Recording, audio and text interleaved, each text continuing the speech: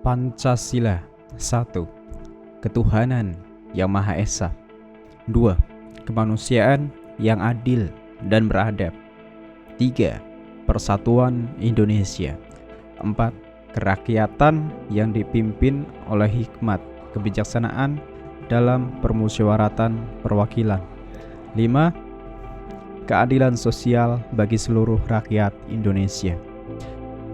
Ketika kita mendengar butir 1, 2, 3, dan 4 dan 5 gitu ya, mungkin kita hafal saat kita SD, mungkin kita hafal saat kita TK, atau yang hafal SMP juga ada gitu ya. Artinya ini sudah dihafalkan sejak mungkin TK gitu ya, mungkin sejak SD, kemudian SMP sudah di luar kepala gitu ya. Tetapi kebanyakan daripada kita, termasuk saya juga, bahkan termasuk saya tidak begitu mendalami apa sih sebenarnya yang terkandung di dalam Pancasila. Kita hanya sekedar menghafalkan butir 1, sila 1, 2, 3, 4, dan 5. Dan itu hanya sebatas hafalan saja. Seperti halnya kita menghafalkan apa ya, hafalan yang lain gitu ya. Contoh, kita menghafalkan Al-Fatihah. Kita menghafalkan Al-Fatihah tapi kita tidak mengerti maknanya. Sebenarnya esensi daripada Pancasila itu kan kita mengerti maknanya ya. Sila 1 adalah ketuhanan yang Maha Esa.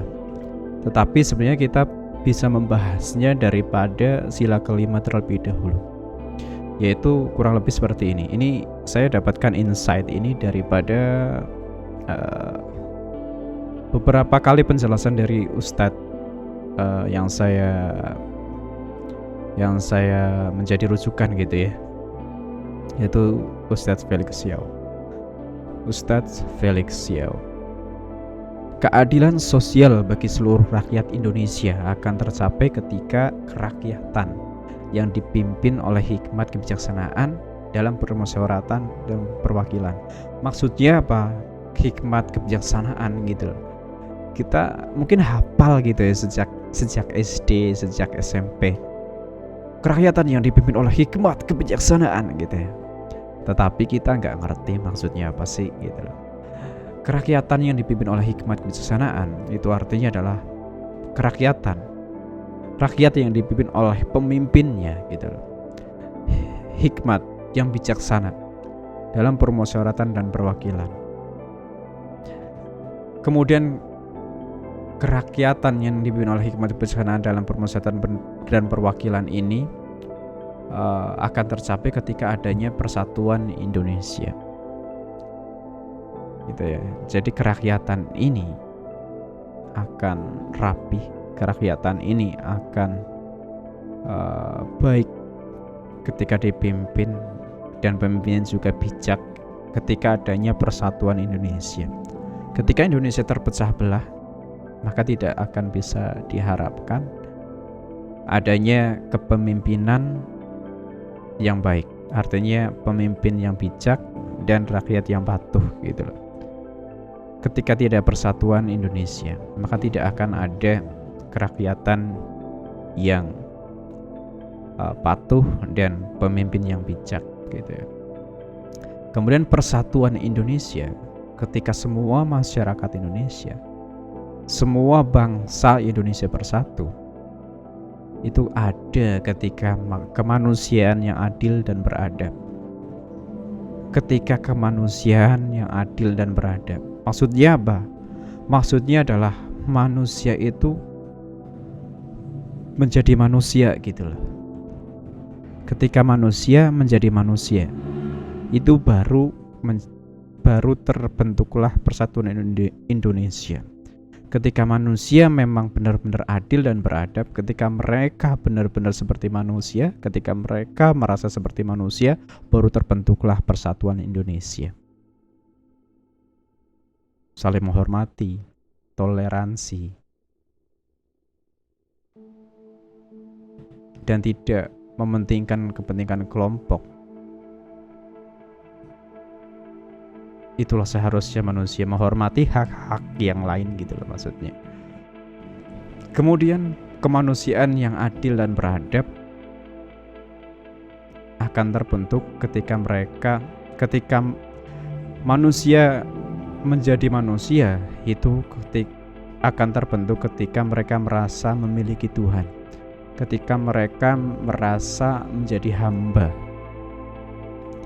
Karena ketika mereka tidak merasa menjadi hamba, jangan berharap mereka bisa memanusiakan manusia. Jangan berharap mereka menjadi manusia seutuhnya, karena mereka tidak merasa memiliki Tuhan yang Maha Esa. Karena mereka merasa tidak ada yang mengatur dirinya. Karena mereka tidak merasa lemah, karena mereka tidak merasa bergantung kepada Tuhan, maka mereka tidak akan menjadi manusia yang menjadikan manusia. Ya, itu adalah insight menarik yang saya dapatkan dari beberapa kali obrolan ataupun penjelasan dari Ustadz Felix Xiao gitu. Dan mungkin mohon maaf gitu ya, karena penjelasan saya tidak lebih jelas daripada yang aslinya. Kalau mau yang penjelasan asli silahkan bisa cek saja, cari saja penjelasannya, penjelasan Pancasila dari Ustadz Felix Xiao. Ya kurang lebihnya seperti itu. Untuk kali ini saya ucapkan terima kasih. Saya hanya berusaha untuk berbagi insight saja, berbagi pengetahuan, berbagi apa yang bisa saya bagikan gitu ya, apa yang mudah-mudahan bermanfaat untuk kita semua gitu. Terima kasih atas perhatiannya. Mudah-mudahan di kesempatan berikutnya saya bisa membagikan sesuatu yang bermanfaat lagi. Dan tetap semangat dan sukses selalu. Wassalamualaikum warahmatullahi wabarakatuh.